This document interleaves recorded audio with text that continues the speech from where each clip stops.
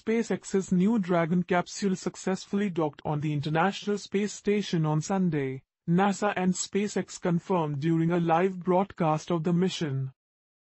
"We can confirm hard capture is complete," NASA said. The announcement was met with applause at the Johnson Space Center in Houston, Texas. The docking began at 1051 GMT, more than 248 miles, 400 kilometers, above the Earth's surface, north of New Zealand, and 27 hours after the capsule's launch on a SpaceX Falcon 9 rocket from the Kennedy Space Center at Cape Canaveral in Florida. Although the contact appeared slow, the ISS and the capsule were moving at a speed of over 27,000 kilometers per hour in orbit around the Earth. On board the ISS, the crew, American Anne McClain, Russian Oleg Kononenko, and Canadian David Sonjok, were scheduled to open the airlock at 1330 GMT. The mission is a test launch with only a dummy on board the capsule ahead of a manned flight scheduled for later this year.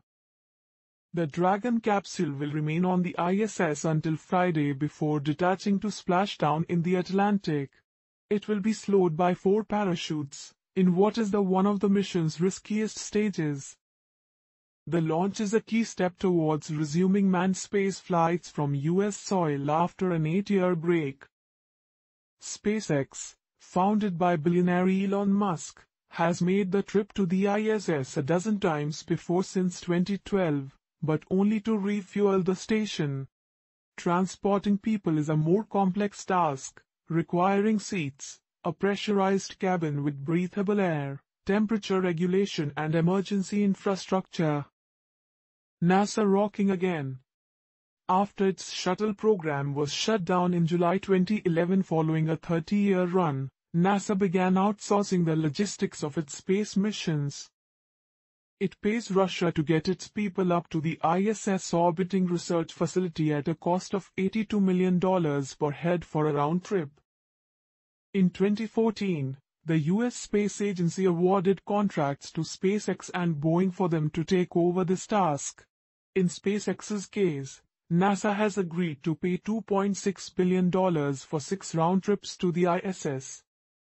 The switch from NASA owning spacecraft to paying private firms for a service was initiated under former President Barack Obama, but due to development delays, has come to fruition under U.S. President Donald Trump. "We've got NASA rocking again. Great activity and success. Congrats to SpaceX and all," Trump tweeted Saturday evening. Return to the Moon. Since 2017, NASA's official mission has been to return to the Moon, a project awarded $21.5 billion by Congress in the 2019 budget. Jim Bridenstine, head of the U.S. Space Agency, has explained NASA wants to reduce costs in low orbit to devote resources to getting back to the Moon and constructing a small space station in lunar orbit in the 2020s. "As a country, we are looking forward to being one customer of many customers, in a robust commercial marketplace in low Earth orbit, so that we can drive down costs and increase access in ways that historically have not been possible," he said Saturday following Dragon's launch. But Musk has admitted that marketing travel in the Dragon capsule is not a priority, and he is more interested in distant exploration of the solar system. At the post-launch press conference on Saturday, he reiterated his dream for a permanent moon base and sending people to Mars. Musk has already locked in his first private customer to fly to the moon, Japanese billionaire Yusaku Maezawa. But it won't happen before 2023, with a rocket, far more powerful than that used for the Dragon mission, still in development.